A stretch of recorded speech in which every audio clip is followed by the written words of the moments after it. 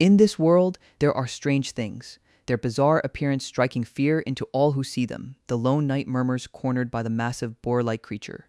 But an archer unleashes a charged shot from the trees, for with their ferocious nature they threaten all life, and people have a name for them, monsters. The victor declares as the beast falls defeated.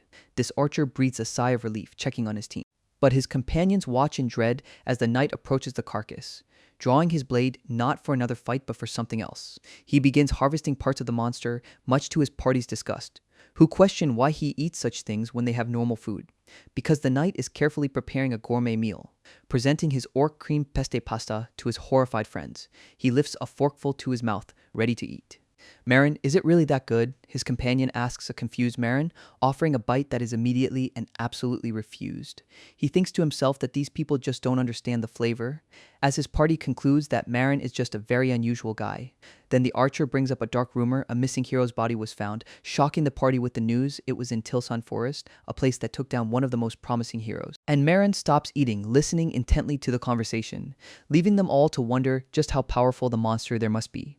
This red-haired companion calls out to Marin, asking the helmeted warrior why he started eating monsters, but the knight remains silent, lost in thought.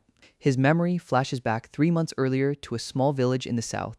The narration reveals a monstrous boar rampaging through the woods, blocking the main road and trapping everyone inside the town. The gatekeeper announces the villagers were panicked and unsure what to do. The guide explains, especially for 2 merchants with a tight delivery deadline, whose frustration boils over as they yell at the crowd. This helmeted warrior approaches them only to be dismissed. But as he walks away, one of the merchants takes notice, observing that despite his worn gear, he seems strong. This other merchant sees an opportunity. A desperate warrior might be cheap to hire.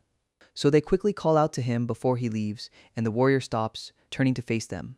They ask his destination, which is Adrama in the east, and offer him passage in exchange for his protection. He questions why they're leaving when it's so dangerous. This merchant explains they're both in a tight spot and should help each other. And to their relief, the warrior agrees to the deal. He's told to wait in the carriage while they find more companions, and the merchant Maham introduces himself to the silent warrior. This night, Marin casually suggests hiring more mercenaries, but a dark memory begins to surface. A bitter, hollow laugh echoing in his mind, followed by the image of pure terror in someone's eyes and a blood-soaked hand on the cold ground. A broken voice questions. He remembers a fallen hero dead for nothing, he thinks, turning at the sudden sound. A presence lurking in the dark woods, revealing a monstrous creature emerging from the trees. This nightmare shatters into darkness. Marin, a fellow traveler, calls out, "I apologize for waking you from your grim dream." Marin deflects, joining a conversation about where everyone is headed. Marin reveals his destination is an orphanage in Adrama, when another mercenary asks about his power level, explaining the mind window system that shows strength, proudly displaying his own level 23 status. But when Marin checks his own, it's a staggering 95, leaving everyone speechless. Suddenly, their journey is interrupted by a panicked driver. As Marin steps out to face the threat, a red boar. He calmly observes the creature, seemingly unimpressed. "A praise," he says, revealing the boar's stats. A level 62 beast, which Marin sees as a perfect trial run. He draws his sword, stepping forward to engage, but one of the mercenaries rushes to stop him, shouting that he has a death wish for facing it alone. In a flash of crimson, this fight is over in an instant.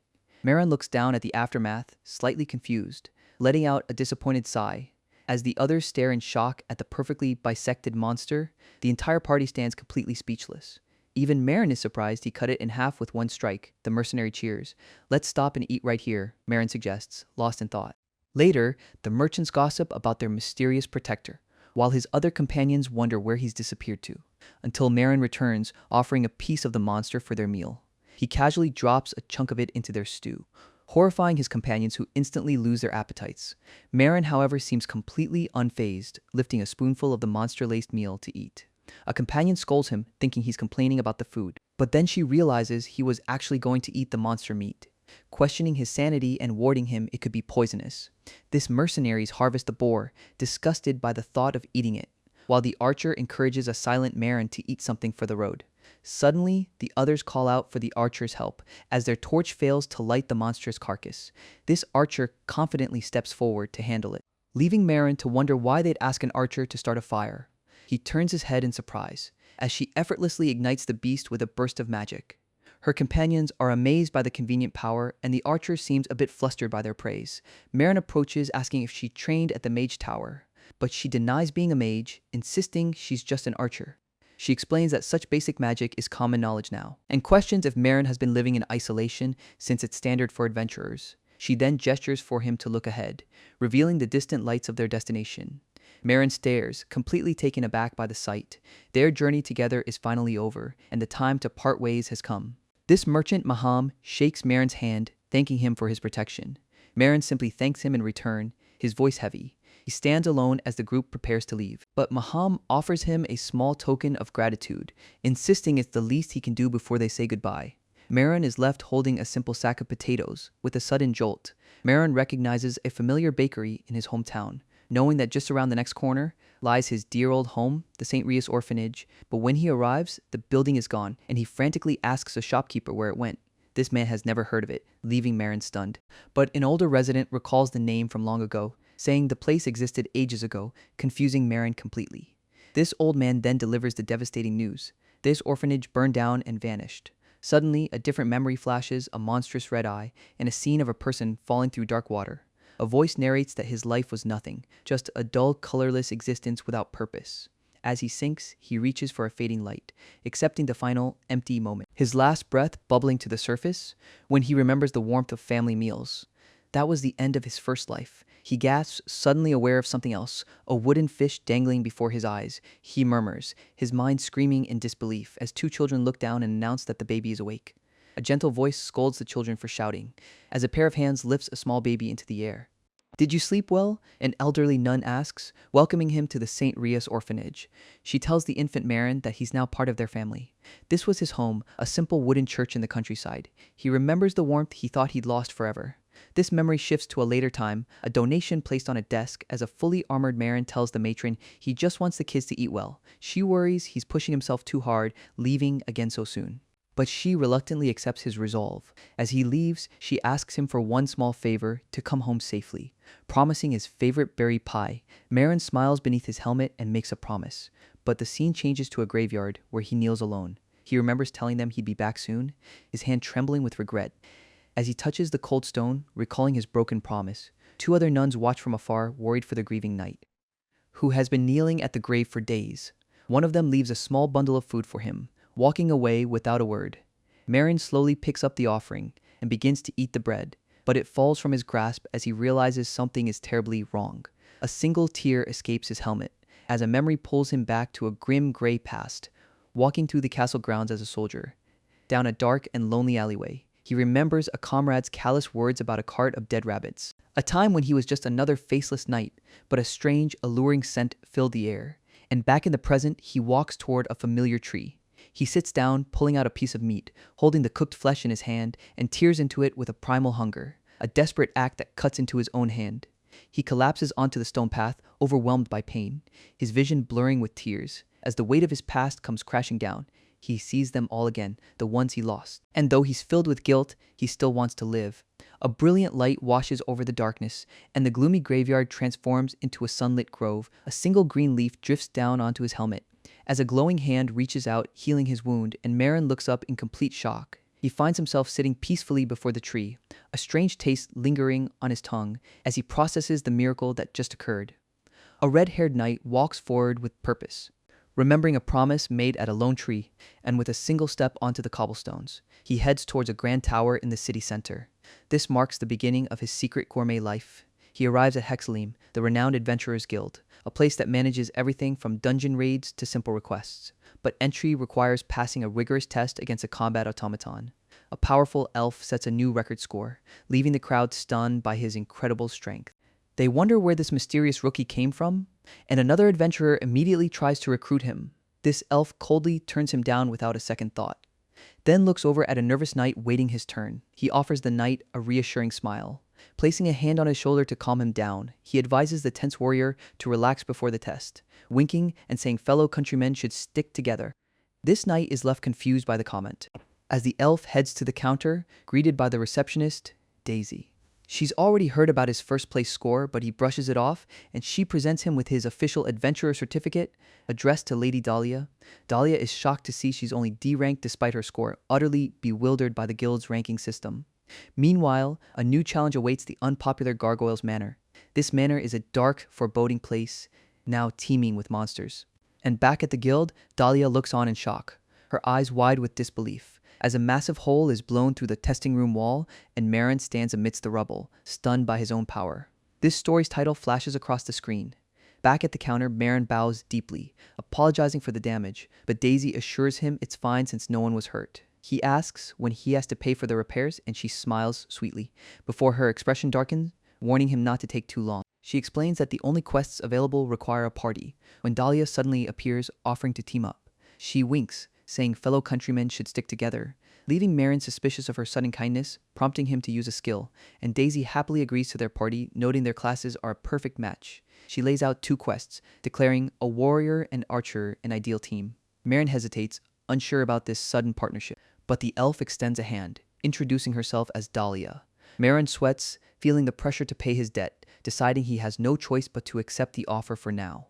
They shake hands, and the receptionist officially registers their 2-person party. But as their hands touch, a strange energy sparks between them, and Dahlia stares in horror. Asking if he's even human later, Marin stands alone in a forest, studying a map. He's found the dungeon entrance, Gargoyles Manor. Marin steps into the eerie Gargoyles Manor, but Dahlia immediately confronts him, shocked when he completely ignores her warning, and simply tells her to keep her distance. This two split up, much to Dahlia's confusion, and she accuses him of spying on her information. Marin just wants to get the job done efficiently, but Dahlia takes it as an insult, demanding he not be a burden to her. Nearby, a small gargoyle creature is dispatched with a single blow. Another one swatted from the sky with ease. Marin dusts off his hands, pleased with his harvest. He then glances over at the other adventurer, just as Dahlia's bow snaps under pressure, leaving her defenseless against a massive gargoyle. Marin watches from a distance, confident she can handle it, turning his attention to a more pressing matter, how to cook his catch. He figures it's similar to a frog and begins to prepare it, gathering the edible parts onto a small board. With so little meat, he decides to make skewers, and takes a satisfying bite of the grilled meal. It's good, but he can't help but wish for some sauce, when a sudden wave of dizziness hits him, and a system window confirms he's been poisoned. This status effect takes hold, sending him to the ground. A system notification announces, realizing the tingling taste was poison, with no antidote in sight. The poison has been neutralized. Marin realizes is gasping for air. He sits up, wiping sweat from his brow, having narrowly escaped death. He learns a hard lesson about eating monsters when a voice suddenly calls out, and he sees the elf from the guild demanding to know what he's doing. She stares down at his makeshift cooking station among the fallen gremlins, sighing that she always knew humans were barbaric, and she yells at him for his recklessness, but he holds up a hand to stop her. Marin defends his actions, telling her not to mock meat-eaters, which sends the elf into a spiral of despair over this horrible nightmare.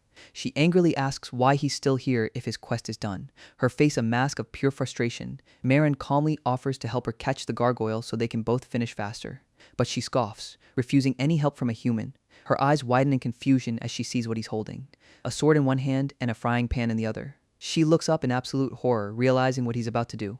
He's using the taunt skill, a classic shield soldier move, designed to draw a monster's attention and protect the party. It's also perfect for attracting flying enemies. Though I wonder if it's always been this effective, he decides, tossing the pan aside. With his sword raised, he prepares for the coming fight. Dahlia curses the human for this mess, deciding to provide support from the rear. She remembers struggling with just 5 gargoyles while Marin handles a whole swarm, leaving her to wonder just what he is. After the quest, she calls out to him as they walk away, questioning if it's fair to split the reward when he did all the work. Marin simply reminds her she wanted to finish quickly, and that they cooperated just as she'd suggested. Dead weight, she mutters, a flicker of embarrassment crossing her face. Suddenly, she stops him, insisting she heard something nearby, and Marin is surprised to see her elf ears actually twitching. His comment leaves her completely flustered, but she points towards the sound of someone being yelled at. They look down from a ridge to see a horse-drawn wagon below. 2 men complain about being delayed on their way to the black market before one grabs a chained elf, calling him a damn slave. And Dahlia watches in horror as the elf is struck, crying out in pain. She turns to Marin, her face filled with rage, saying this is why she hates humans. She rants about their hypocrisy, trafficking other races in secret, telling Marin to get his weapon ready for a fight, but he just asks why. Dahlia stares back, completely stunned by his response. He questions if the elf is truly an illegal slave, telling her to alert the guards herself since it's not an official quest. Her hope shatters, concluding all humans are the same after all. And with a grim look, she decides to handle it alone. A faint whimper echoes through the air. Marin registers, standing over the defeated gargoyles. But elsewhere, Dahlia doubts her own strength, steeling her resolve for a fight she must face alone. Suddenly, a memory of chaos flashes through her mind, a kind woman holding her as a child. This politics of adults meant nothing then. Marin agrees. A brute on the ground demands to know who they are, furious that they've interfered with his business. Dahlia explodes with rage, revealing her comrades are trapped in the wagon. This men sneer, mentioning they work for a marquis, and point to the crest on the wagon as proof of their authority. As they mock her, Dahlia feels a strange energy. And Marin senses something is wrong, he thinks, looking closer at their supposed credentials, while the leader continues to boast about the Beshtal family crest. But Marin notices a key detail: the wolf's eyes are wrong. This men fall silent, their bluff called out. An armored guard attacks Marin from behind, breaking an old merchant code. But Marin easily sidesteps the clumsy assault. With a single explosive blow, he sends the attacker flying, leaving the man embedded in the dirt, utterly defeated. This leader sits stunned, cursing their names, but as Dahlia draws her bow, the men immediately surrender. Night falls over a tall, lit tower in the city, and inside a nearby building, Marin is thanked for a rescue. As Dahlia humbly accepts the gratitude of a freed elf family, then turns to Marin, asking if he's ready to go. She explains the illegal slavers are now in custody, and that they'll face harsh punishment for faking a noble's crest. Marin stands by, looking a bit uncertain, when the rescued elf mother and child approach him directly, and the little girl thanks him, saying he was super cool. They wave goodbye to Mr. Helmet as they leaving Marin in a moment of quiet reflection. Dahlia turns to him, flustered and sighing, reluctantly admitting that thanks to him her people were saved. Marin's response is blunt: "Then pay me."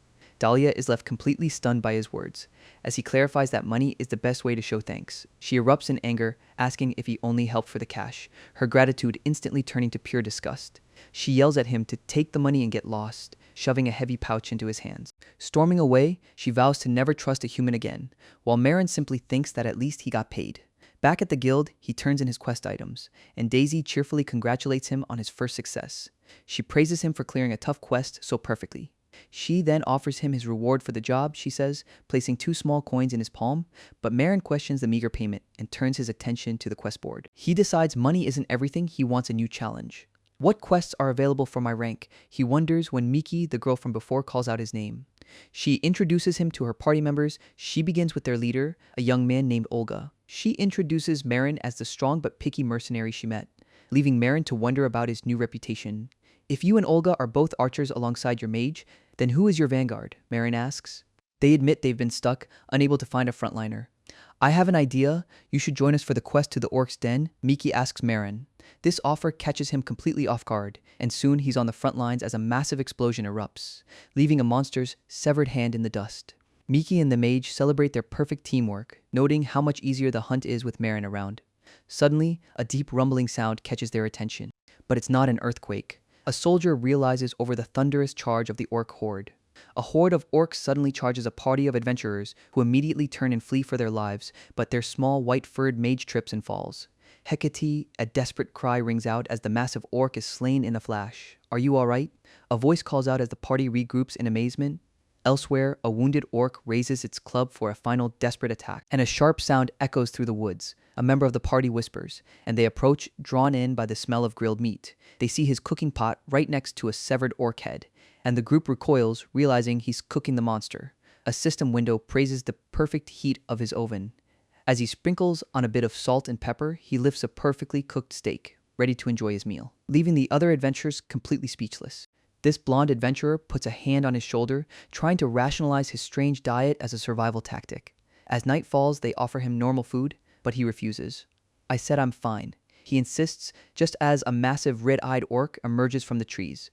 This party takes a defensive stance, with Marin at the front, and the monster swings its huge fist down to crush him, but he effortlessly blocks the devastating blow with his shield. This poodle-eared mage watches Marin cook, utterly disgusted, as a memory flashes of a party falling into a dark chasm. Back in the present, his new party asks why he sleeps alone, and the orange-haired woman looks on with suspicion. "I'll take the first watch," the blonde party member volunteers as Marin feigns sleep, but behind his helmet, his eyes glow with awareness.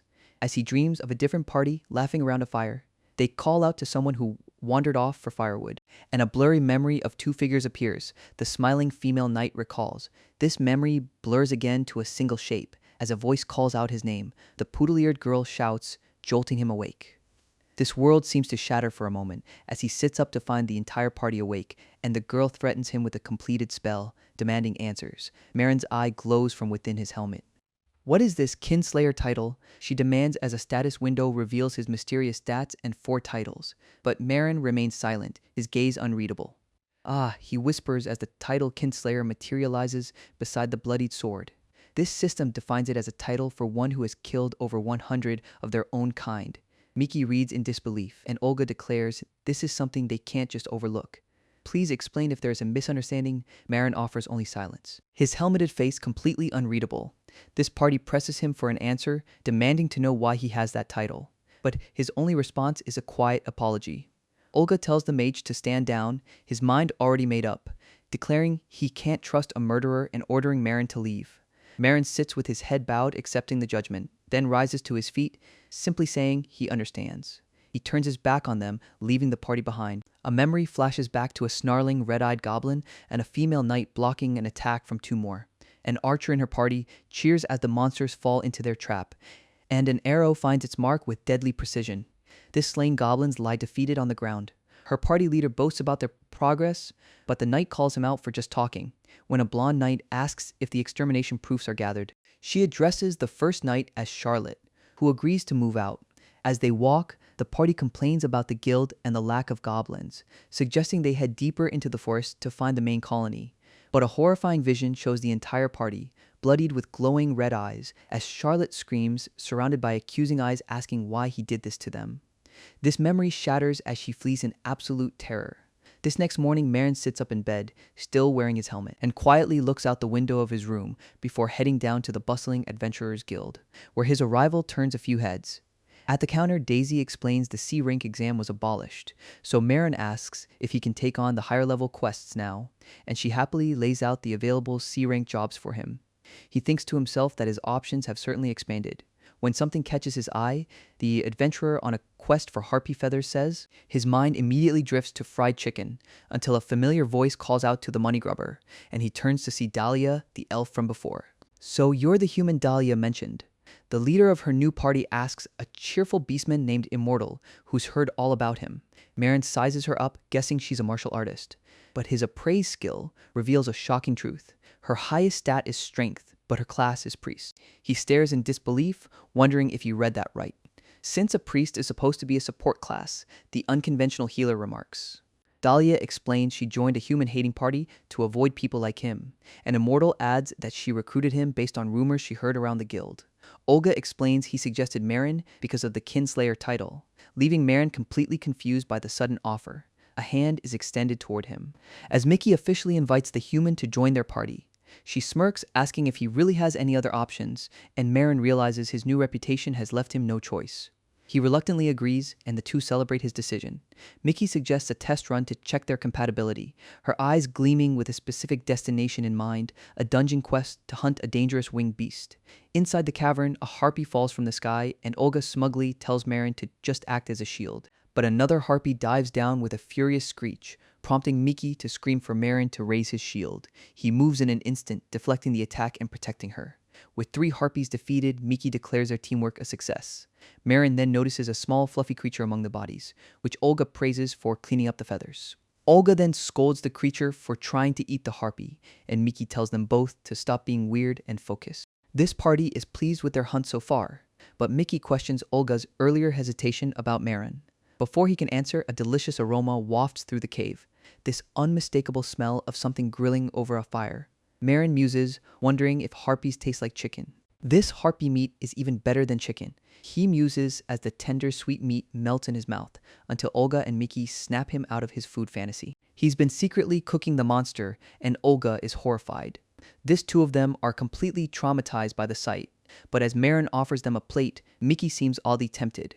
She denies it while Olga scolds himself for finding it appetizing. Want a bite? Marin casually offers, tempting Mickey despite Olga's refusal. She can't understand why a monster smells so delicious. Marin realizes, remembering his other dish cooking. He pulls out a harpy foot, wanting to try it unseasoned, and brings the strange delicacy to his mouth, then offers the last one to a very stressed out Olga. Olga demands to know what he's eating now, prompting Mickey to step in with a newly learned fire spell. Her spell goes wild, incinerating something huge above them, and Olga is furious, yelling that she destroyed his precious Forco. He swears he'll never forgive her for this transgression, even as Mickey apologizes and offers to buy a replacement. Back at the guild, Daisy accepts their quest items with a smile, and the party looks completely drained from the ordeal. Suddenly, a giant monstrous foot appears before Mickey, and Marin realizes he's been carrying the giant charred limb all this time. A question echoes in his mind. Marin realizes a crucial detail forgotten, and Mickey snaps him back to reality, asking about the test run. I'm asking you to officially join our party, she offers, extending a confident hand, and Marin simply agrees to join. Mickey chirps, immediately running off to make it official. Marin turns to Dahlia, acknowledging their new status as comrades, but a memory of another hand, another party, flashes in his mind. Leaving him lost in thought for a moment, the man muses behind his helmet. I agree. Dahlia quietly agrees as Mickey returns waving the registration form and proudly presents their new party name, the Chaotic Party, a name that sends Dahlia into a complete panic. Mickey admits she just liked the sound of the word, and since no one else had ideas, her choice stands. Dahlia despairs, lamenting his future tied to such a name. As the chaos unfolds, Marin tries to slip away, but Mickey stops him, insisting on a welcome party. I really can't accept, he protests as she drags him and the still sobbing Dahlia along. That night, the new party celebrates in town as Mickey raises her mug, ready for a feast. But Dahlia still can't accept their party name, Chaotic, while Marin just stares silently at the food. Tempted to finally take just one bite, he concedes, joining the group to eat. The others continue bickering over the name, until Mickey decides to get down to business with Marin.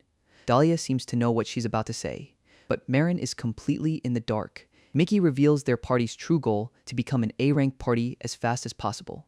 A rank that requires special guild recognition and a promotion test only the absolute elite can pass. As a roasted bird is served, Mickey begins her story, explaining her younger brothers are slaves captured by humans. She has a 3-year deadline to earn enough money and buy back her family's freedom after the revolution. Marin has never even heard of this event, which leaves the rest of the party completely stunned. Dahlia decides to explain the grim history, how humans enslaved other races for centuries, and his own family was among those taken. They were locked away in inescapable prisons, their bodies and spirits broken by their captors. Dahlia explains the grim fate of any who tried to escape, how years of human cruelty forced the other races to unite, and after the revolution, they could finally live openly again. This new pact is the only reason they can work as adventurers, and Mickey jumped at the chance to earn money quickly. She then turns to Dahlia, asking for his reason.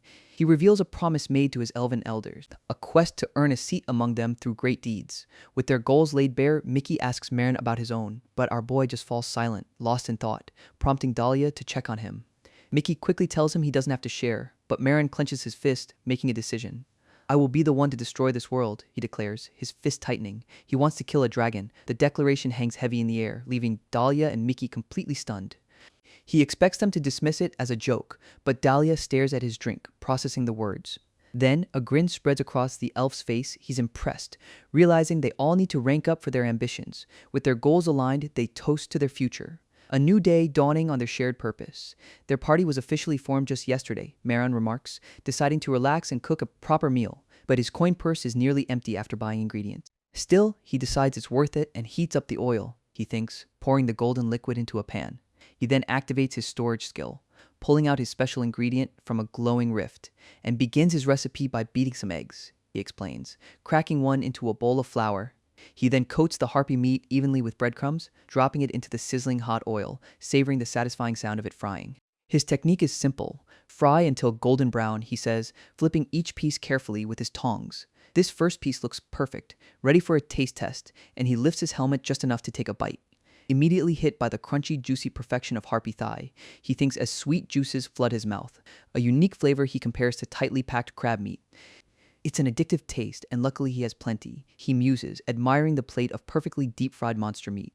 But a sudden voice calls out from his door, Dahlia. His new comrade is pounding on the wood, demanding he wake up, and the door slowly creaks open, revealing Marin, who is immediately questioned for wearing his helmet indoors.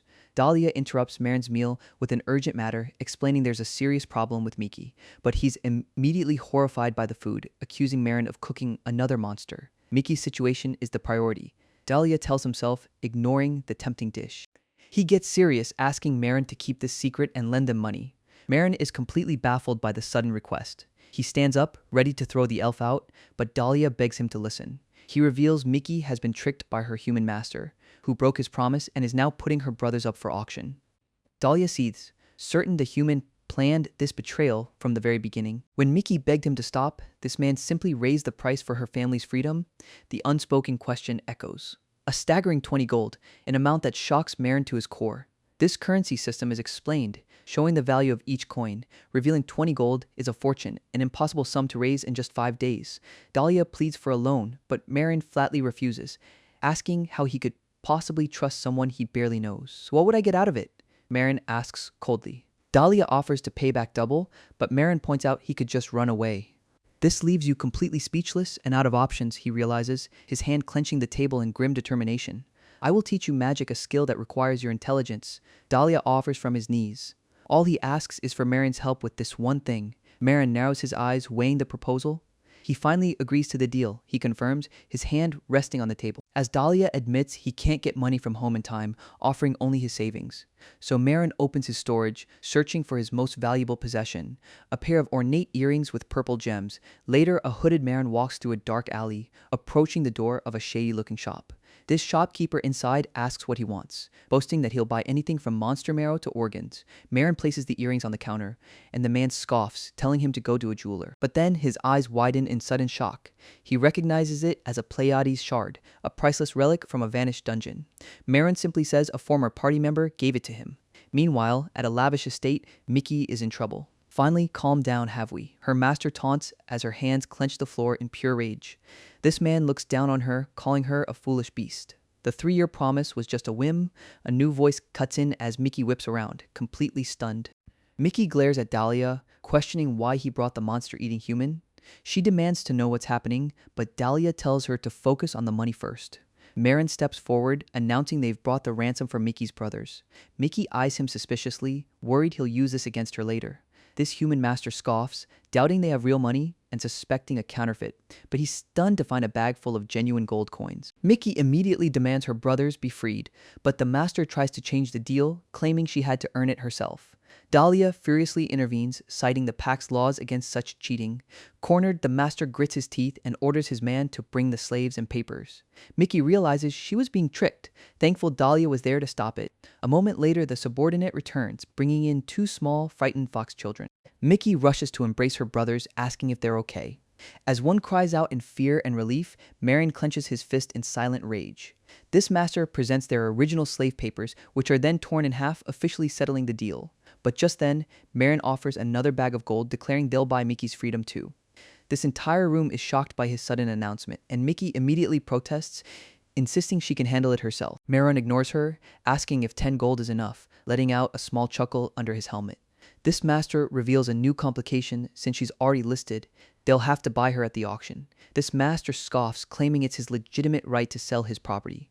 Dahlia seethes with rage at the human's dirty tricks, but Marin admits the move was clever if childish. He muses, lowering his head in thought, then looks up, having reached a conclusion.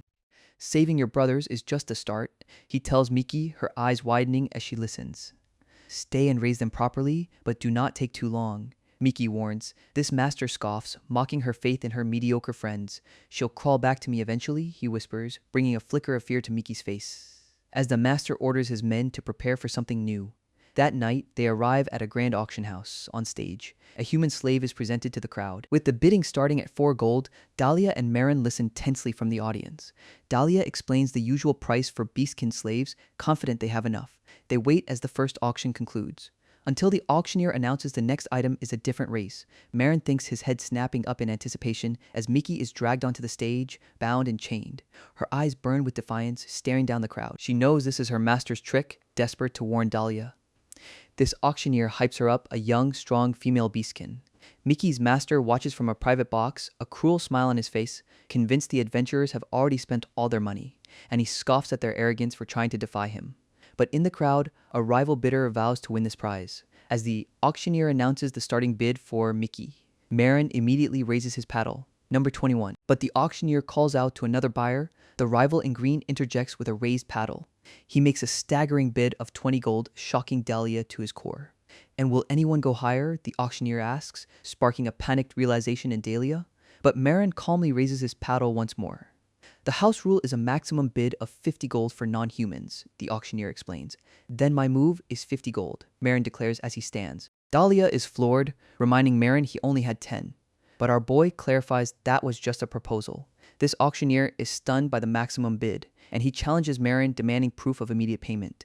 As Marin starts walking, Dahlia calls out in confusion, watching him stride directly onto the stage. He stands before Miki, who looks up in disbelief, and a shower of gold dust fills the air, leaving the master in a state of pure shock, unable to believe a C-rank adventurer could possess such a fortune. This auctioneer's voice rings out, sold, as golden light fills the room, sealing the deal, and Dahlia immediately asks Marin why he hid his wealth, to which Marin replies he was never asked. Dahlia sighs in relief, glad it's all over, as Miki finally reunites with her brothers. She approaches Marin, hesitant and unsure what to say. Then turns to Dahlia, worried about how she'll ever repay such a massive debt. Later, Marin prepares to eat, but Dahlia bursts in, screaming for him to stop, and our boy simply turns, asking what's wrong now. But it's too late, as one of the children takes a big bite of the food, and both kids erupt in joy, declaring it's the best thing they've ever eaten. Dahlia panics, demanding to know what he's feeding them, while Miki looks on, confused. Miki explains it's just fried chicken, perfectly fine for beastkin digestion, insisting they can eat almost anything during their growth spurt, until a horrible thought crosses her mind, and she asks what kind of meat it is, harpy meat.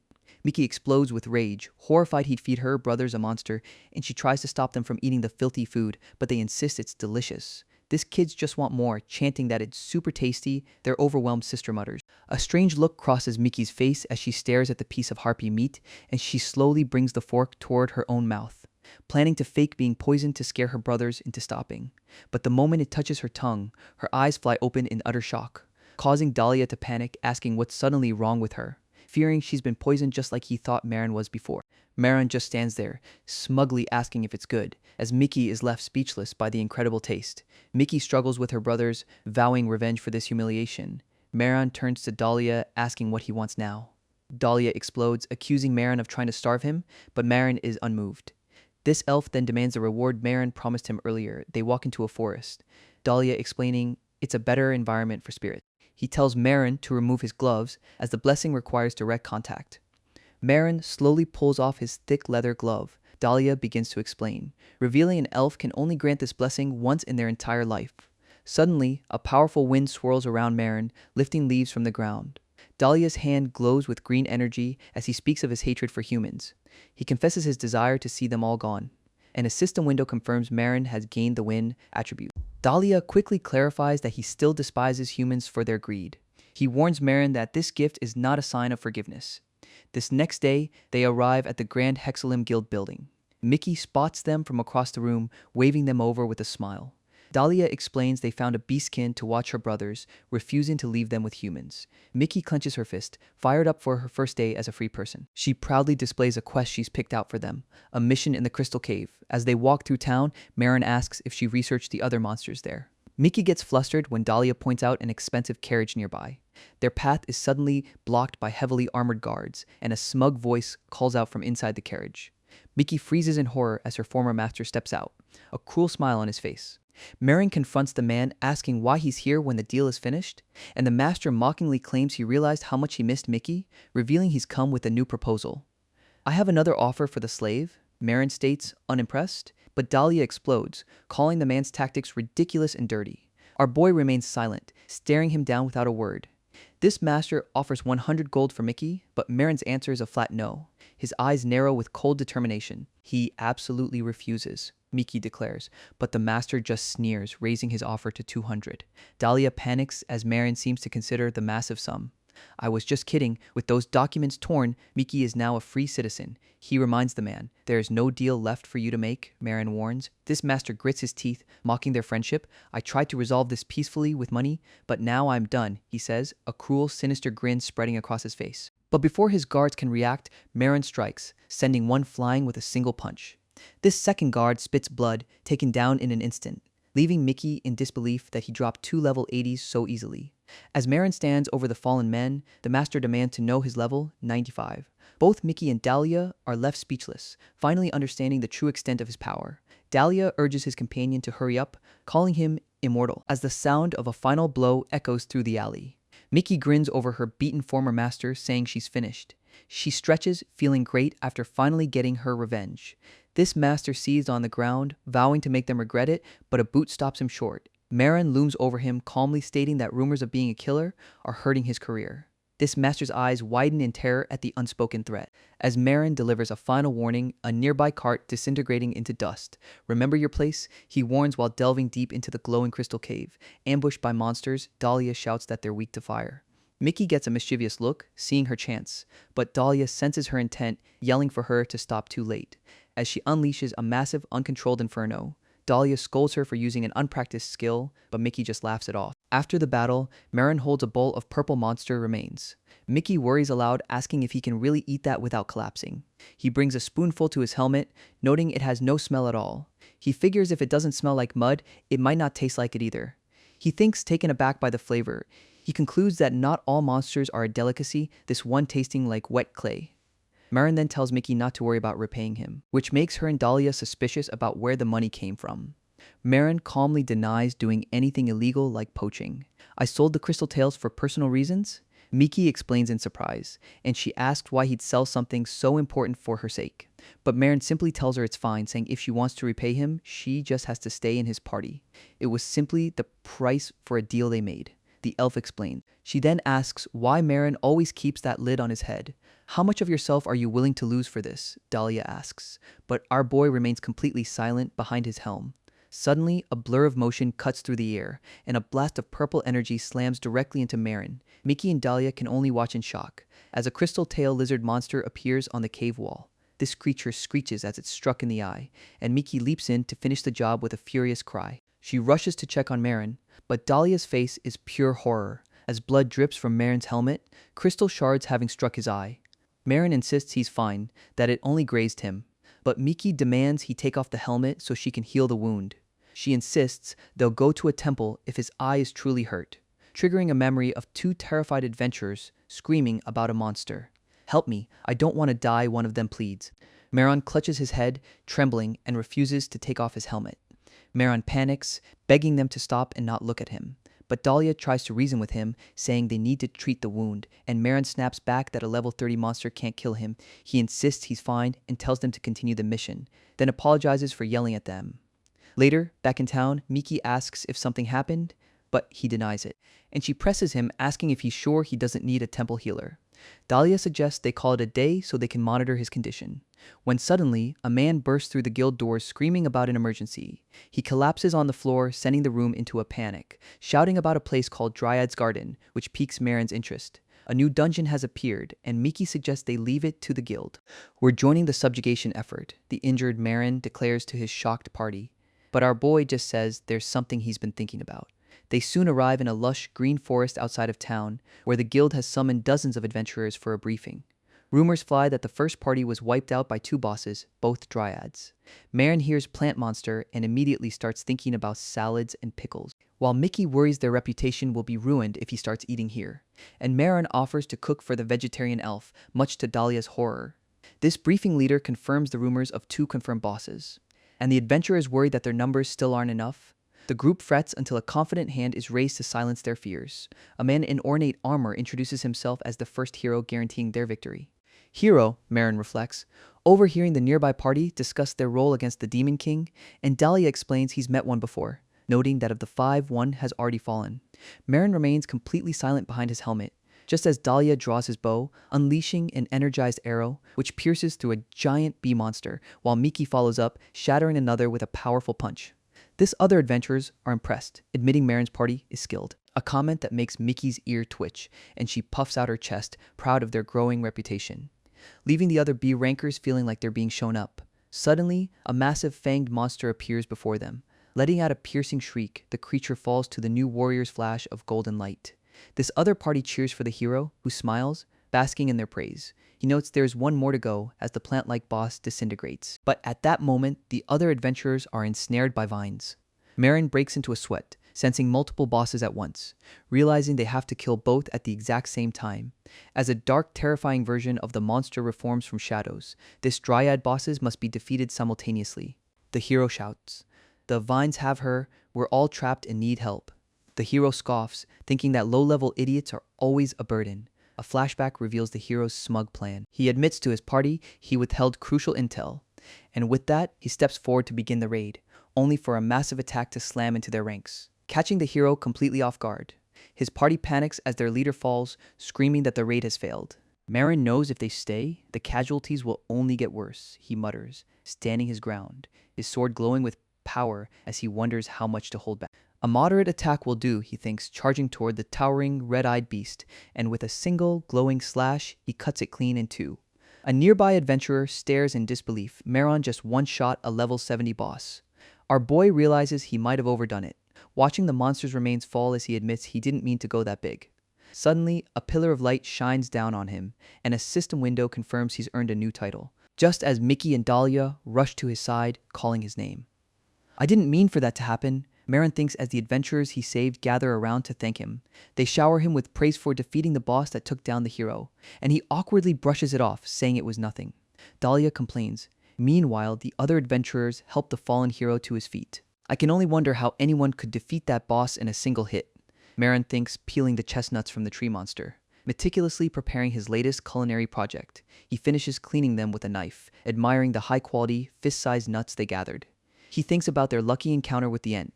He muses while boiling the chestnuts. He boils the water and sugar down to the perfect consistency, then drops the cooked chestnuts into the pot.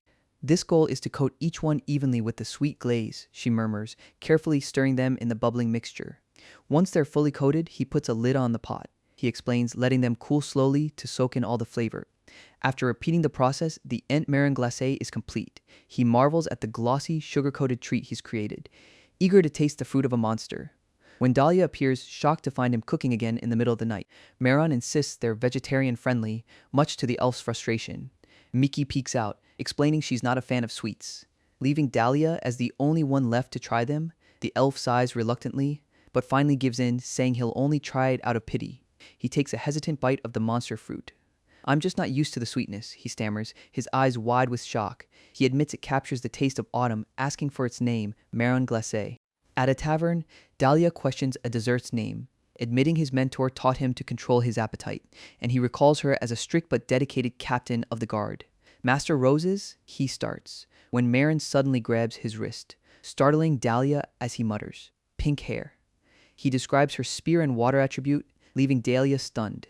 Marin then makes a request to be taken to Dahlia's home forest. Soon, they arrive in the lush, sun-dappled woods, and Marin remembers an old party member's elf friend. He stands silently, lost in thought behind his helm, wondering if this person will even remember him after all this time. Suddenly, a pink-haired elf appears before him, asking if he's the human in the helmet who wanted to see her. She sternly demands his name, and Marin simply says, "Charlotte." Her serious expression breaks into a warm smile, and she laughs, saying she hasn't heard that name in ages. She asks how long it's been, and Marin feels a wave of relief. "I'm glad to see you're doing well," she feigns relief. She remembers the name, but from 100 years ago, concluding a human couldn't still be alive. Her eyes narrow, testing him with a question only the real person would know. A blade appears at his throat, the friendly reunion turning deadly, flashing back to a memory of her calling someone Mr. Charlotte. A young adventurer calls out, asking Marin to wait, while a pink-haired elf tries to recruit him, offering to introduce him to other races. A party with an elf, Marin thinks as the adventurer introduces Rose and the shield soldier Charlotte. Rose seems unimpressed, muttering about outsiders' obsession with elves. They shake hands, and she finds the name Charlotte too long and dramatic. "From now on, your name is Charlotte," she decides. Marin confirms he is the Charlotte she knew, though he notes she doesn't look like an old human. He starts recalling specific memories of her past, like her best friend the mage and the mountain of fan mail she used to receive, much to her embarrassment. Marin cuts her off, saying that's enough. Rose's eyes narrow, studying him with suspicion. She admits his calm aura and gentle voice don't match, but she knows it's him. She finally accepts that he is somehow the same Charlotte. Rose tells him to follow her, saying there's something she needs to confirm. Later, his helmet's reflection stares back from a cup of tea. They sit in a simple cabin as she pours him a drink. He asks if she lives alone, and she confirms it's to guard the forest. She notes 100 years have passed, yet he hasn't aged, then asks why he keeps the helmet on. I have my reasons, Marin simply replies, but Rose asks to see his hands instead. He slowly pulls back his sleeve, revealing his hand. She holds it, marveling that for him, a human time has completely stopped. I'm the only one left, Rose reveals, her expression darkening. She accepts that after 100 years, it's only natural for humans to pass on. In fact, she admits she just assumed they were all dead, remembering how she only got news through occasional letters from Carlos. But eventually, too much time had passed to keep any hope alive, which is why she's more shocked than happy, demanding to know how he's still here. Marin looks down, preparing to finally tell her the truth, asking if she remembers the rare item they got from the Spider Queen, and she confirms it, since she was the one who appraised it for him. He clenches his fist, his voice heavy with regret, saying that item is the reason he's still alive and the reason all their comrades are dead. This story flashes back to a lush, peaceful forest, where a younger Charlotte faces a horde of mutated goblins. As one falls, his party members panic at the sight of these unknown monsters. But their leader, a blonde knight, orders Charlotte to hold the line. He braces himself, holding back the screeching swarm with his shield, while an archer prepares a powerful shot from behind him. She unleashes a devastating rain of light upon the monsters, as the rest of the party prepares their own assault. Looking at the charred remains, the leader asks if he's ever seen goblins like this, and he hasn't. This party regroups, complaining about the client's bad intel, but the blonde knight's attention is focused elsewhere. She calls out into the woods, demanding that whoever is there identify themselves.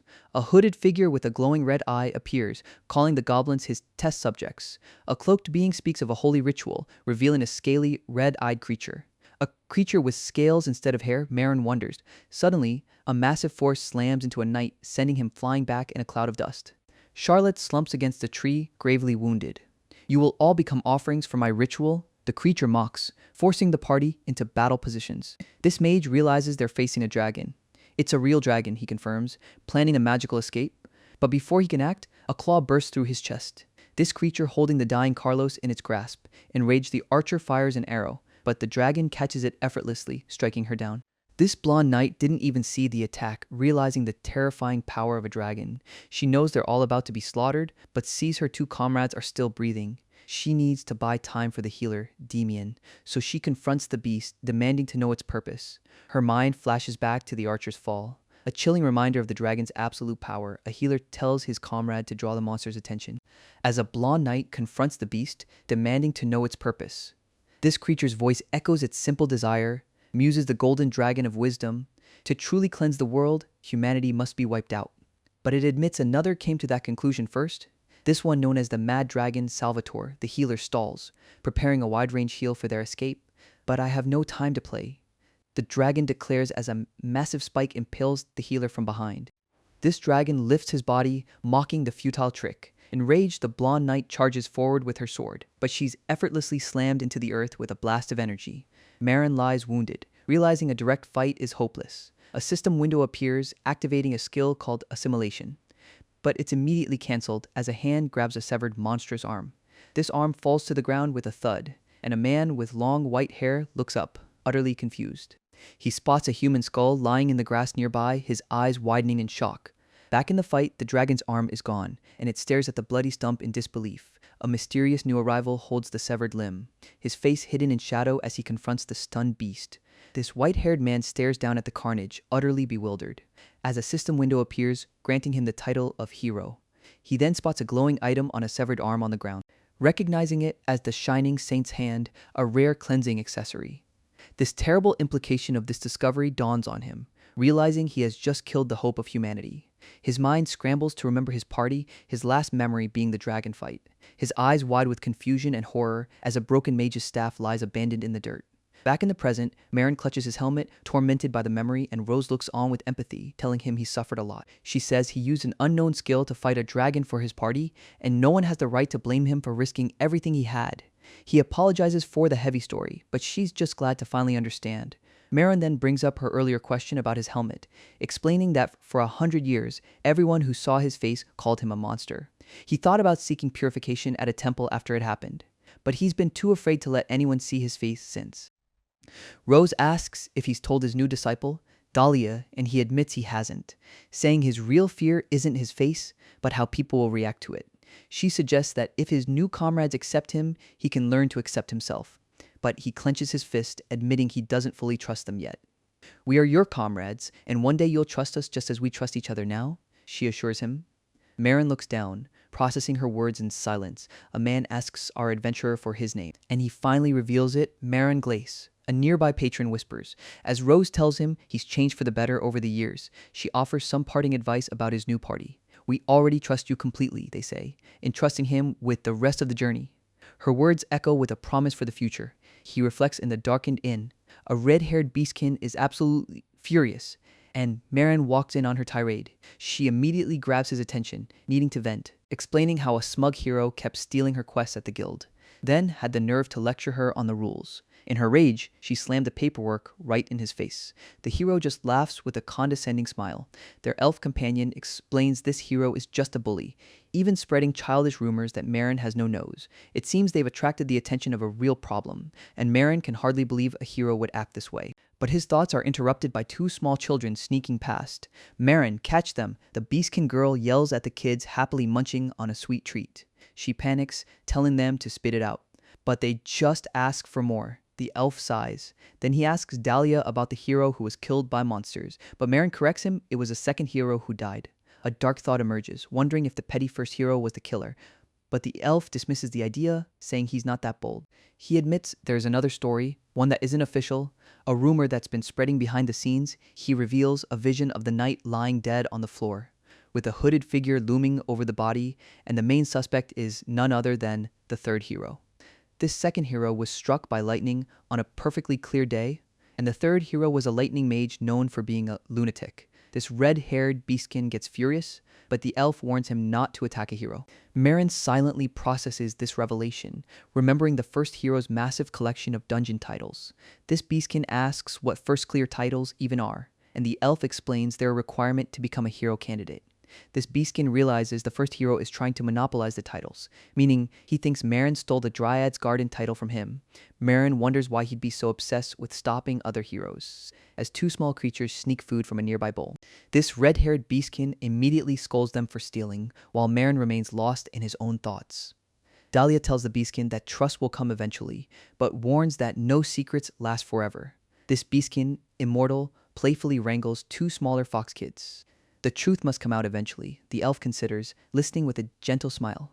What if the face under his helmet is truly a monster's? Is the single fear consuming Marin's mind? Would his new comrades still accept him then?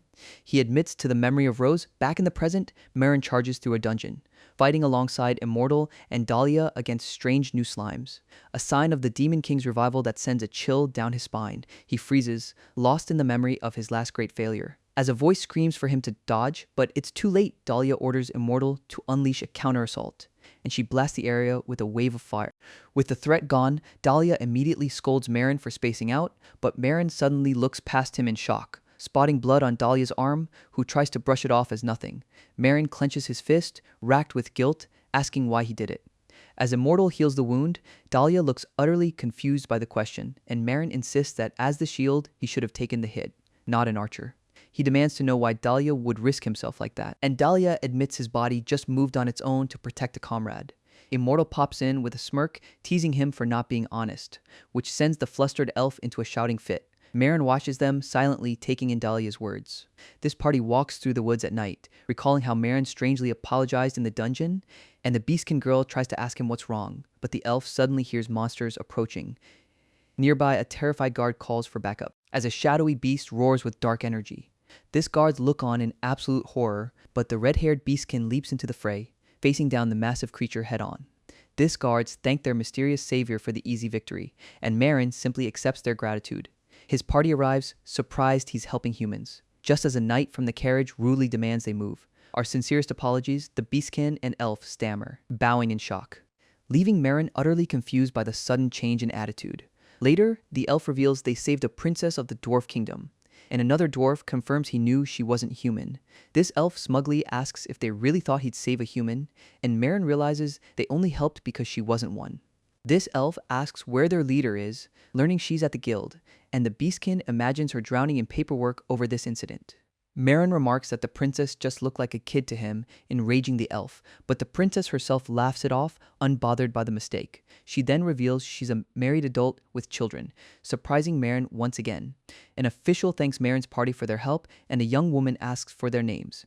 Marin introduces himself, and she vows to never forget her saviors. An attendant announces her carriage is ready, and she leaves with some cryptic advice for the elf. This elf asks about their beastkin companion, Immortal, and decides they'll just have to wait for her to finish up. This scene shifts to the city at night. Back inside, the elf complains about how long she's taking, as Marin reaches into his bag, pulling out food since they haven't eaten dinner yet. This elf immediately refuses, suspicious of Marin's cooking. He lectures Marin about his monstrous ingredients, but Marin offers him a salad, insisting it's just vegetables. This elf cautiously takes a bite, thinking a salad must be safe, and his eyes widen in surprise. He admits it's delicious, asking about a certain soft ingredient. Marin reveals the truth, it's slime. This elf's fork drops to the table in shock. He stammers in disbelief, utterly horrified. Marin doesn't see the problem, but the elf yells he didn't know it was a monster. Their argument continues, with Marin trying to justify his cooking. Just then, the red-haired beastkin returns, exhausted by their bickering. She complains about all the paperwork she had to handle. "I have news for you," she pipes up, as a guild official begins to speak to the party, confirming Immortal's identity with a question. She celebrates wildly, holding up a scroll. She's officially B rank, and she smugly tells Dahlia she'll catch up to him soon. But the official interrupts, warning them about party rank criteria, which only makes Immortal more determined to reach a rank as a team. Marin suddenly speaks up, getting the official's annoyed attention, asking about a dragon attack from 80 years ago. Specifically, any information on the gold dragon, the official says, taking a long drag from his cigar, before directing them to Daisy, the guild's longest tenured employee.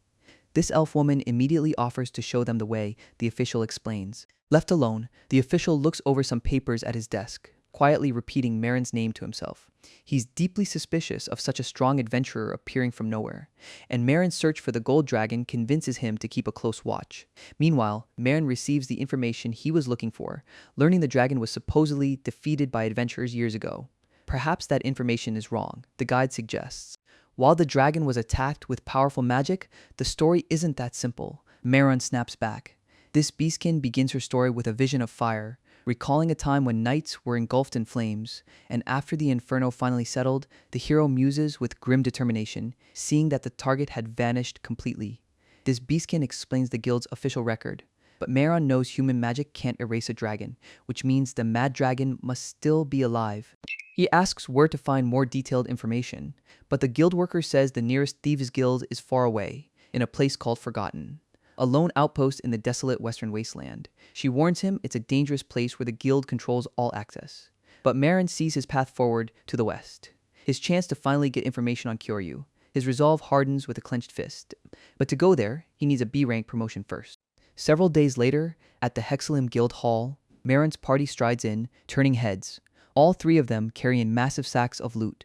Other adventurers whisper about their relentless pace, completing quest after quest without a single break. Meanwhile, Dahlia and Immortal are at their wits' end, recalling how Marin ate 15 types of slimes, and his only takeaway was that they're best in salads.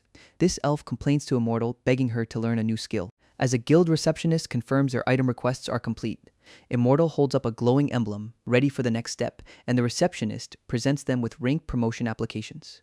This elf praises her for being so prepared, and Immortal excitedly mentions the upcoming New Sun Festival. She says the town will be lively for 2 weeks, though the elf seems unimpressed. Immortal suggests they finally take a break, and the elf readily agrees. This receptionist announces their party's confirmation is complete, just as a heavy boot stomps onto the floor.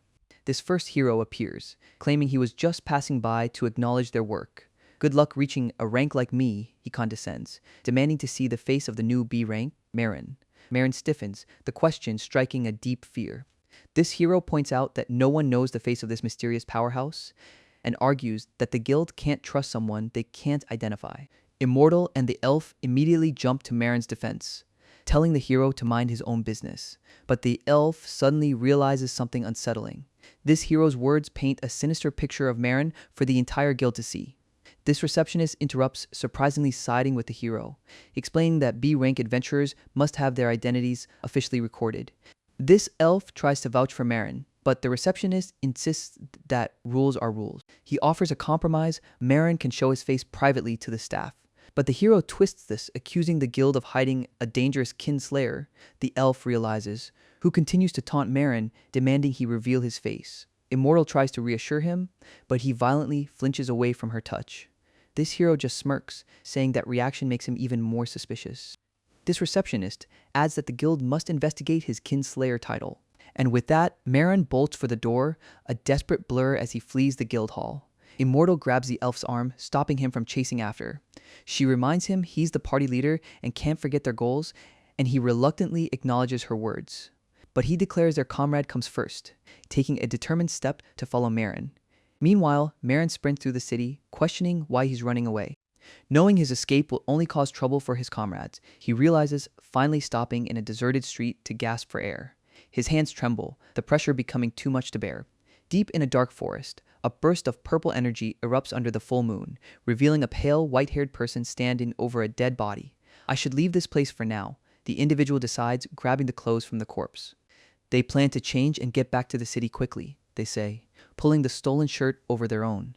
A strange red glint appears in their eye as they touch their forehead, sensing something has formed there. A horrifying thought begins to take shape in their mind. Marin realizes his hand trembling as it reaches for his helmet, his mind racing with panic about his face. Terrified that his monstrous appearance will hold him back, he feels the weight of countless judging eyes. Imagining the screams of terror from the crowd, this accusations and disgust from other adventurers. Convinced he's a burden, he decides to leave. But Dahlia stops him cold with a threat, demanding they talk this out right now. Later that night, they gather at an inn, Immortal and Dahlia waiting patiently. As Marin sits in heavy silence, he apologizes for trying to run away, and Dahlia presses him for the real reason he hides his face. Immortal agrees, saying they can't help without knowing the truth, and Marin's fist clenches with anxiety. Before he finally begins to explain, he reveals the monster his face became long ago, and everyone who saw it reacted with pure horror. He admits he's terrified to show them, his fear palpable in the quiet room. I can't let my appearance ruin their dream of reaching a rank. He worries, suggesting they find new members before Immortal slams the table. Furious that he'd make that decision alone, questioning if he ever trusted them at all. Dahlia shouts that they've already accepted he's human, and jokes that as a human he's already ugly enough. A comment that earns him a sideways glance from Immortal, but he insists he doesn't care what Marin's face looks like. Immortal places her hand on his, saying a weird face is nothing compared to eating monsters. She tells him it doesn't matter what's under the helmet, because they want to stay in a party with him no matter what. Marin murmurs as a familiar feeling returns. It's always like this, after being deceived and betrayed so many times. He looks at his trusting teammates and decides to believe again. I promise not to run or scream. Dahlia swears on his own name. Immortal eagerly joins in, swearing on her brother's names. With their promise secured, Marin prepares for the reveal, his hands gripping the sides of his helmet, and as he lifts it, his friends can only stare in utter shock. This scene shifts to the clear sky above the guild hall, where inside a crowd has gathered to see the reveal. Adventurers debate whether he's human or not, until the A-rank hero steps in, feigning innocence, and the crowd seems to accept his words at face value, but his smile hides a sinister truth. He doesn't care about race, only the murder charge. His plan is simple: give Marin a reason to hide and the guild will cast him out. This hero smirks, vowing to make sure Marin can never return to the guild. Elsewhere, someone dismisses the whole affair as trivial. A burly adventurer scoffs around his cigar, wishing everyone would focus this much energy on quests instead. This receptionist beside him worries about the situation, noting the chaotic party's strong bond despite their issues. This adventurer argues that party cohesion is what matters, but even he admits Marin's mysterious titles are a liability, giving the guild too much reason to let the hero's spectacle continue. Just then, footsteps echo through the hall, as the chaotic party makes their grand entrance. This crowd whispers as the receptionist questions Marin's sudden bravery, and our boy stands silent, trembling with apprehension. Dahlia places a firm hand on his shoulder, reminding him to trust them just as they promised. Marin takes a breath and nods in agreement, his hands finally reaching for his helmet, revealing a shock of pure white hair underneath, before the helmet itself seems to shatter into light. This hero's taunts die in his throat, his face frozen in disbelief, as Marin's face is slowly revealed, showing not a monster, but an impossibly beautiful young man. This entire guild hall falls into a stunned silence, adventurers gaping at the face they never expected to see, completely captivated by his otherworldly appearance. Immortal scoffs at their shock, mentioning what happened last night, flashing back to the inn under the quiet moonlight, where a beautiful, white-haired Marin apologizes sheepishly. "You have no idea what you have done." The immortal trembles with absolute rage, before she explodes, grabbing Marin and screaming about his ugly face. Dahlia demands to know how he could ever think he was a monster, and Marin looks down, ready to explain everything. He reveals his memories were a confused mess after the accident, so he couldn't even bring himself to look in a mirror, his own fear keeping him from seeing his reflection. He was worried that being recognized would lead to the royal castle. Meanwhile, back at the guild, the crowd realizes the hero has vanished. Having already stormed off into a deserted alleyway, he smashes his fist into a brick wall in a fit of rage, furious that Marin made a complete fool of him. A citizen confronts him for the destruction, but the hero is lost in thought, remembering Marin's face. He grits his teeth, realizing the whole situation was a trap for him. A plot to ruin his reputation after stealing his dungeon title. He recalls killing an insolent man who dared to challenge him, and now believes Marin is trying to steal his perfect reputation. With a blood-soaked, sinister grin, he vows to make Marin Glaze pay. This scene shifts, introducing the traditional Adrama festival, a man announces, slamming 2 mugs of ale together. Immortal raises a toast, ready to celebrate the festival, but Dahlia questions why Marin looks so exhausted, revealing he was dragged on a 3-hour shopping trip, where Dahlia's fashion-crazed intensity was apparently terrifying, leaving Marin with piles of clothes he never asked for, but Dahlia insists a face like his can't be hidden by rags. Immortal agrees, telling him he needs to dress up more, and Marin can't help but feel like he's the bad guy here. Realizing how long it's been since he walked outside without his helmet, his appearance immediately turns heads in the crowd, as Immortal encourages him to embrace his new style. But Marin suddenly shoves a paper bag over his head. His friends are furious, demanding he take it off, but he just stammers that people are staring. Immortal sighs, deciding to cut him some slack while he adjusts, and Dahlia reassures him that he can hold his head high. As a festival song fills the air, Marin sits silently under the bag. This lyrics describing a happy-go-lucky uncle. A woman explains while children dance in a circle nearby.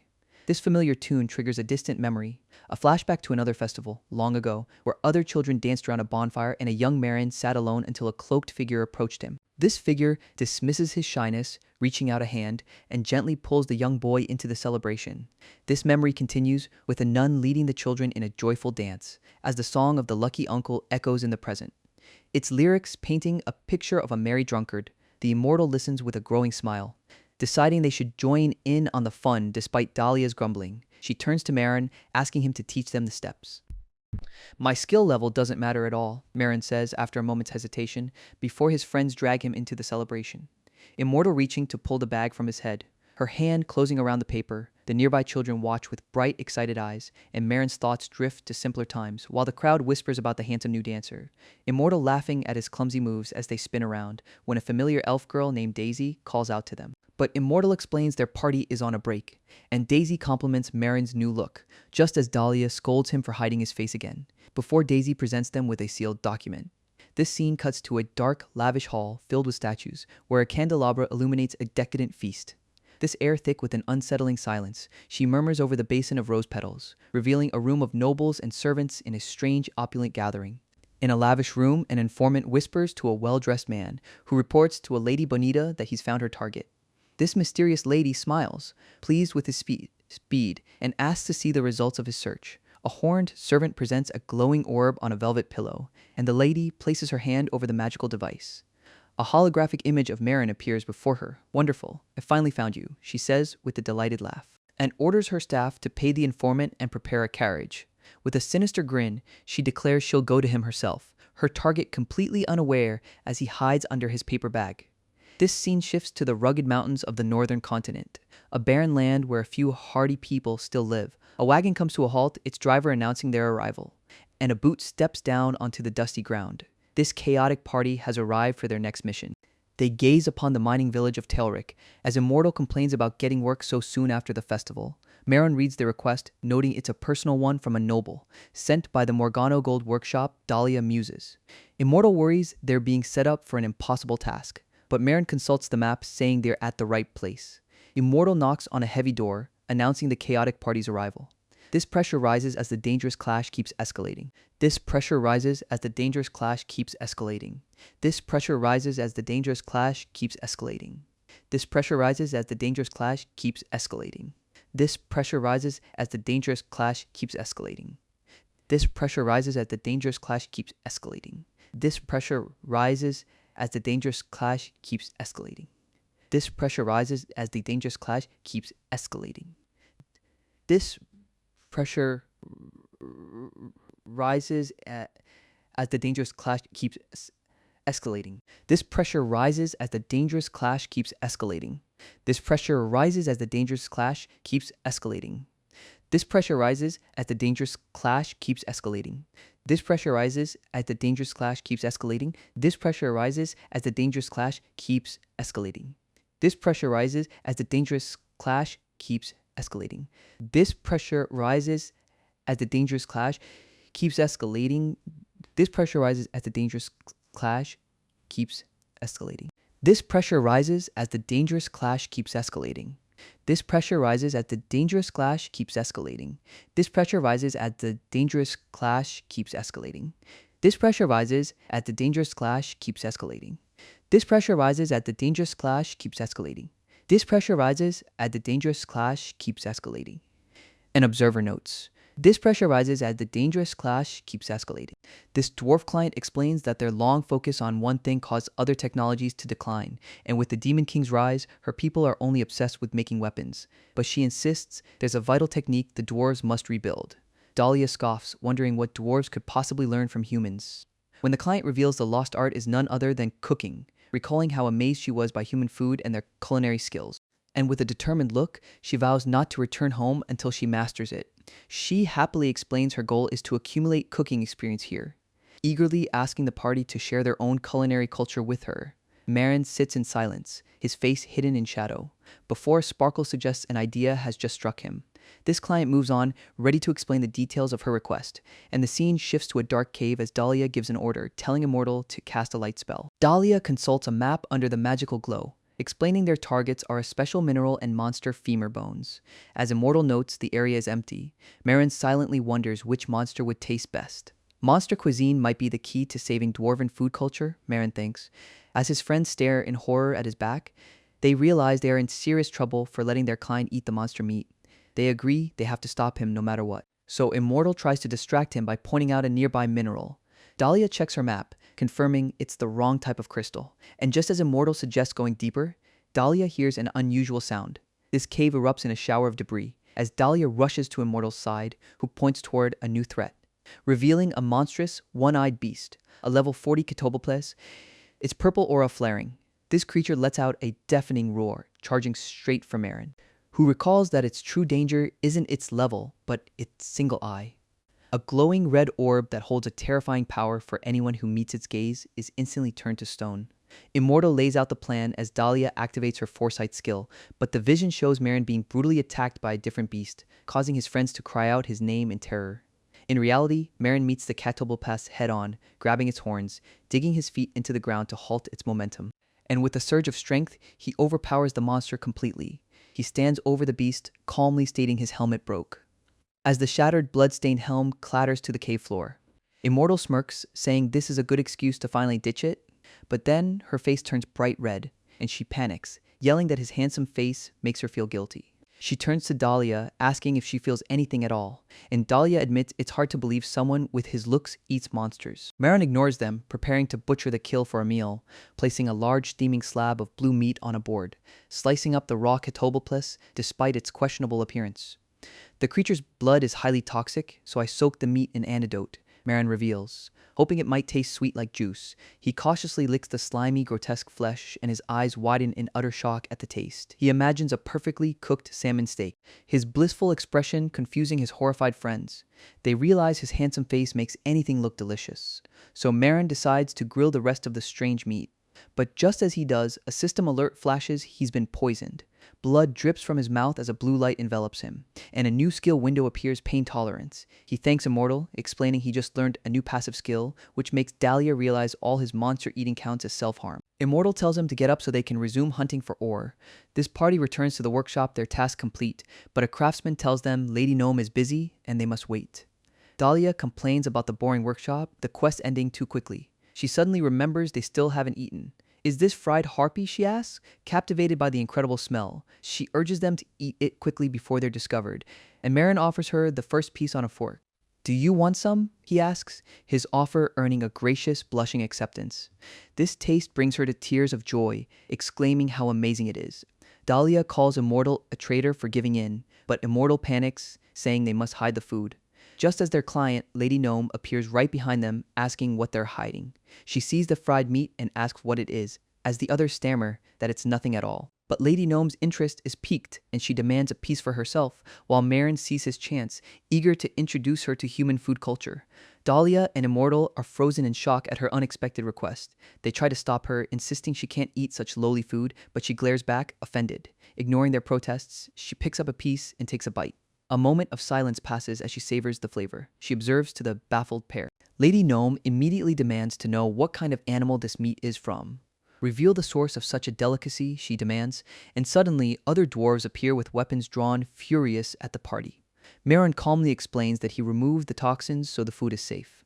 This dwarves threaten to execute him on the spot, but Lady Gnome orders them to stand down. She takes full responsibility, saying she ate it willingly and forgives the party. She then asks Marin if all monsters are this delicious, but he clarifies that most are not. This gives her an idea. Monster meat could be a new culinary frontier worth researching.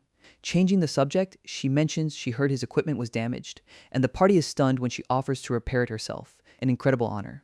In return, she has one request. She wants to learn more about monster cuisine. Dahlia and Immortal here, completely bewildered. Marin calmly accepts her request, his mission a success. This scene pulls back, showing the grand workshop under a clear sky. Dahlia and Immortal are ecstatic over the news, but Immortal turns to Marin with a look of annoyance, who is busy dripping antidote onto the monster meat, earning a sharp rebuke for handling it in public. Just as the guild receptionist calls out to Marin, she offers him a new quest in the Western continent, and Marin questions if their B rank is high enough for a restricted area. This receptionist reveals Lady Gnome wrote them a glowing recommendation, which means Marin can finally investigate the Mad Dragon. He asks for time to decide, but learns the offer is limited. Realizing he hasn't consulted his party members yet, he turns to Dahlia and Immortal, explaining the situation. Nervously asking if they'd be willing to go with him, they immediately agree, telling him not to hesitate. And with a stutter of relief, Marin thanks his friends as Dahlia cheers. This receptionist happily registers their party for the new mission. I'm looking for an adventurer named Marin. A voice calls from the entrance. What's happening? Someone asks as a commotion suddenly erupts near the guild's doors. A young adventurer peers through a window, confused, seeing several ornate carriages arriving outside. A line of servants stands at attention, suggesting a noble's arrival. And the camera pans to an elegant, flowing dress. A lavish carriage arrives, and a young noblewoman steps out, announcing she's finally here, revealing herself as Bonita de Maldoa, here to claim her new treasure, and onlookers whisper in shock, wondering why the lord of a great house is here. An attendant nervously asks the lady count her business, offering to arrange a formal meeting, but Bonita ignores her, stepping right up to Marin. She declares he's even better in person than she imagined, praising his amethyst eyes and stroking his fine white hair. Marin's eye twitches as he gets a strange sense of déjà vu, just as Dahlia angrily confronts the woman, demanding to know what she wants. Marin stands frozen, completely flustered by the sudden attention. Immortal lets out a shocked cry, equally confused by the scene, as Bonita's stern-faced entourage glares down at them, calling them pests. This noblewoman orders them to leave this filthy place, pointing at Marin and declaring he will become hers. Marin just sweats, utterly bewildered by her aggressive proposal. His friends demand to know who this woman is and if he knows her, but he explains this has happened before. A noble once tried to buy him just for his looks. Bonita continues her sales pitch, praising his voice and offering him a room in her estate. But Immortal grabs his shirt, shouting that Marin isn't a slave. Bonita's eyes glow red as she questions how such lowly creatures dare to speak, warning them the only reason she hasn't eliminated them is their link to Marin. To call them slaves is absurd. As they all join me willingly, she scoffs, gesturing to her followers. She insists she's not like other nobles, always paying fair compensation, promising Marin a life of luxury and endless delicacies if he becomes hers. Marin realizes this offer sounds eerily familiar. asking if she's related to the infamous Meal King, a man whose methods for acquiring treasures were exactly the same. So when she invites him to her carriage, he flatly refuses, turning down her offers of a life of pure luxury. Even the promise of gold coins can't sway him. Which reminds Bonita of another hero who rejected her for important duties, and her friendly facade drops, threatening to take him by force. Her entourage begins to close in on the party. While upstairs, an observer notes the commotion through a scrying orb. He senses that trouble is brewing below. As Bonita plots to provoke a fight and frame Marin's friends, her massive bear-like bodyguard cracks his knuckles, ready to attack, but Immortal steps forward, refusing to let her have her way. This observer intervenes, telling her to stop, but she calls it art collecting. He then holds up the orb, announcing someone wants to speak with her, and a holographic projection of Lady Gnome appears before them. Bonita freezes in terror as the party recognizes their powerful ally. Lady Gnome acknowledges the Countess's family and their art museum, but then questions her practice of collecting living beings. This observer adds that Marin's party are his benefactors, not objects to be owned, and Bonita stammers that she offered fair compensation. Lady Gnome's eyes glow, asking if the Countess wants a diplomatic incident, leaving Bonita terrified, wondering why a gnome would protect a commoner. She quickly backs down, begging to at least have a portrait of Marin painted. Bonita refuses to leave without at least a portrait, not wanting to be a mere specimen. But Lady Gnome calmly intervenes, offering to craft a golden artwork for her instead, an offer she happily confirms, which Bonita immediately accepts, calling off her entourage. This party thanks the Vice Master, who deflects the credit to Lady Gnome, wanting no part in this drama. Immortal urges them to leave for the west before more trouble finds them, with Dahlia blaming Marin's face for it all. Immortal even suggests Marin should go back to wearing his helmet, but Dahlia vehemently objects, calling it a waste. This guild receptionist then warns them to be careful on their journey. Be warned, our destination is a trap-type dungeon designed solely to kill, the party leader states. But elsewhere, something strange is unfolding. A hooded figure reports to the Dark Gathering, listening to a prophecy about the descent of the King of all monsters. A robed figure preaches that the blood of non-believers will flow like rivers, their flesh used to build the body of the Demon King. Itiram, the entire congregation chants in unison. As the Demon King's first aide declares they must save their lost comrades, he rallies them to push forward with their cause, promising they will become the foundation of a new era. This crowd roars back, chanting their mantra, the leader vows. He raises his hands in prayer, hoping their martyrdom will not be in vain, completing a blood ritual before a sacrificed body as the chamber echoes with their devotion. This scene opens on a desolate, barren land, a wasteland that adventurers still flock to. A heavy hoof presses into the sand as a guide leads Marin's party through the desert, and Dahlia immediately starts complaining about the heat. She wishes they'd left this to a specialist team, but Immortal tells her to stop whining. This guide reveals that specialist team is out of commission, explaining it was more than just a simple accident. These traps in the dungeon suddenly changed patterns, wiping them out. Now, monsters are multiplying inside, threatening to break free. He offers them a guide based on the last team's intel, but Immortal is skeptical. Dahlia points out that even the experts failed, and Marin listens with quiet intensity. They spot their destination, a pyramid in the distance, and rush forward. This party descends into the dark, eerie dungeon, where a bandaged monster with glowing eyes awaits, and Dahlia finds herself swarmed by an endless horde of mummies. An attack narrowly misses her face, as an arrow of green energy strikes a nearby enemy. Immortal shouts for her to focus on the fight, and she quickly thanks him for the save. Marin charges into the fray, his shield raised. But he's fighting with temporary gear, he mutters, wondering when his new equipment from Lady Gnome will be ready. He recalls being told his old armor would be melted down for the new set. He recalls Lady Gnome's promise to craft his new gear with the utmost care. But back in the present, Dahlia panics as the mummy horde closes in. Immortal quickly consults the guide, spotting a safe path on the blue floor tiles. Marin eyes the strange blue panels, questioning their true purpose, just as Immortal realizes they're being swarmed from behind too, and Dahlia flinches as something flashes past her in an instant. They watch in disbelief as a hidden trap activates, perfectly targeting only the monsters. With the path suddenly cleared, they're ordered to break through now. This party rushes through the chaos, barely making it through a heavy stone door as it slams shut. They catch their breath, having narrowly escaped the deadly room, but Immortal immediately confronts Marin, demanding to know how he manipulated the traps, and Dahlia chimes in, suspecting he had secret intel they didn't. Marin then drops a bombshell. This dungeon was already cleared 100 years ago. His friends are left speechless by the revelation. He explains to a lost Dahlia. Marin remembers he'd only ever told Dahlia he was her age. A lie Immortal shouts he never believed for a second. Immortal admits that while Marin's knowledge is suspicious, he'll trust him for now, as our boy steps forward, ready to take the lead.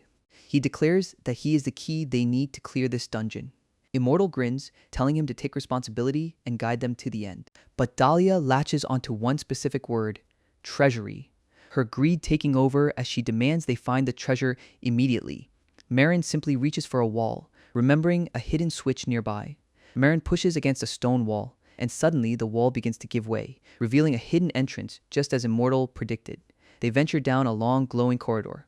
And Immortal wonders why a trap dungeon has a trap-free passage, Marin murmurs with a sense of unease. He stops, telling her something feels wrong. Peeking ahead, he sees a larger, brighter room. But the word light triggers an alarm in his mind, he thinks, his eyes falling upon the fresh bloodstains on the floor, and his expression turns to one of pure shock. This room is a mess, with blood splattered across a desk, and a massive, bloody ritual circle covers the floor.